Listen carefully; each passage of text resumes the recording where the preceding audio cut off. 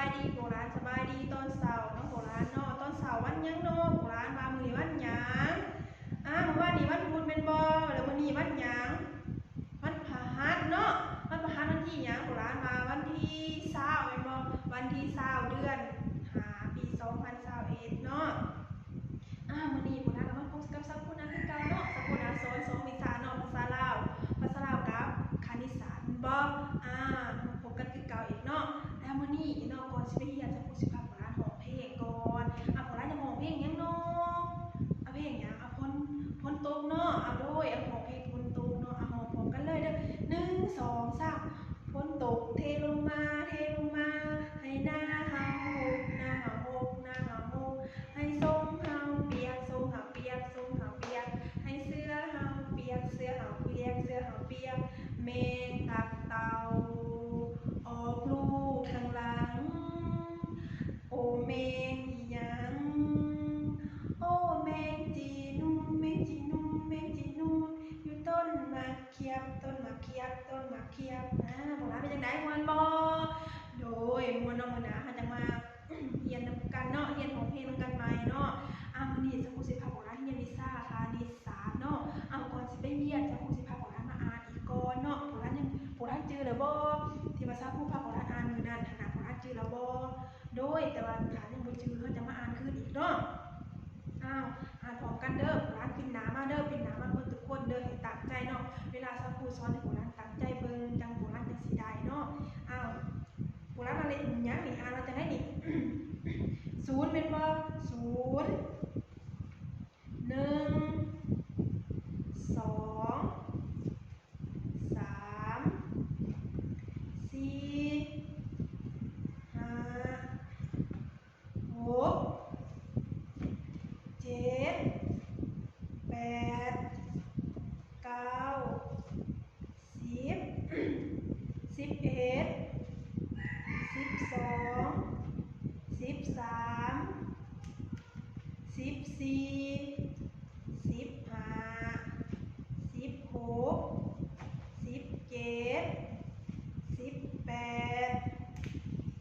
19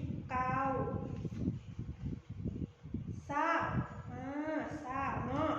มื้อนี้สักครู่สิพาโบราณมาเรียนเนาะมาเรียนนี้เนาะเขียนเนาะนี่สักครู่เขียนเป็นตัวเลขแล้วเขียนเป็นตัวเลขเนี่ยมีออกมาเนาะแล้วให้โบราณเขียนเป็นตัวหนังสือแบบนี้ออกมาคือ0นี่นะมันจะมีตัวหยังแน่แม่นบ่0มันสิมีตัวหยังแน่มีตัวหยังโบราณตัวส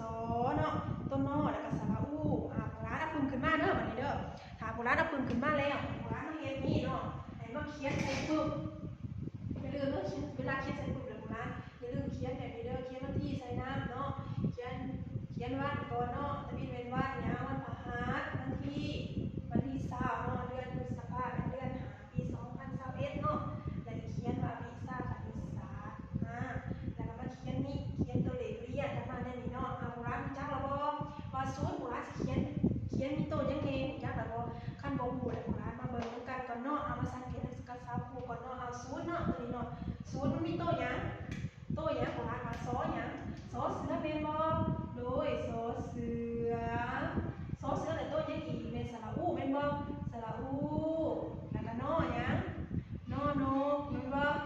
โดยนอนกอ่านว่า0เนาะ0ไปเขียนในนี้เด้อโบราณเด้อ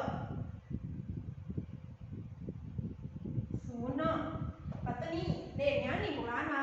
เลขหยังเลข1แม่นบ่เลข1โบราณสิเอาตัวหยังมาเขียนใส่มันจะสิเป็น1ตัวหนอแม่นบ่ตัวหนอนี่ขอรู้ว่าในนี้นะขอรู้ว่าเขาเขียนเองเนาะเป็นสระอึแม่นบ่นี่จำเป็นทางกลางจำเป็นเองบ่มันจะสิเป็น1นี่ตัวงอนี่1แม่นบ่นี่เป็น0นี่0นี่เป็น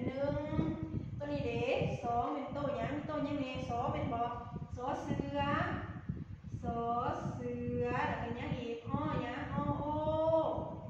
ก็งองัวแม่นบ่เป็น2เนาะบัดนี้3หยังสอเสือคือเก่าอีกแม่นบ่สอเป็นสอนี่สระอาแม่นบ่สระอามอแมวอ่านว่า3เนาะบัดนี้4 สอสระอีแม่เอกเด้อของร้านเด้อสี่เด็กหาเป็นบ่หาของร้านก็จะเป็นหาตัวเนี้ยตัวหอเป็นบ่หอหานเนาะของร้านเนาะหอหานไม่โทเมสระอาของร้านจือบ่ของร้านเบิ่งของร้านสังเกตของร้านจือเดือดใดอยู่บ่คันสักบัวเห็ดสันทำมาเห็ดอีกเทื่อนึงเนาะสักบัวสิดูบอกแล้วว่าเขียนกันอีกเทื่อนึงเนาะแล้วของร้านต้องเฮ็ดเองเด้อศูนย์นี่โตหยังของร้านค่ะสอเสือเป็นบ่สอเสือสระอูนอนอนกศูนย์บ่หนึ่งโตหยังตัวนอสระในเอกต้องงองัวเป็นหนึ่งสองสอเสือเนาะสอ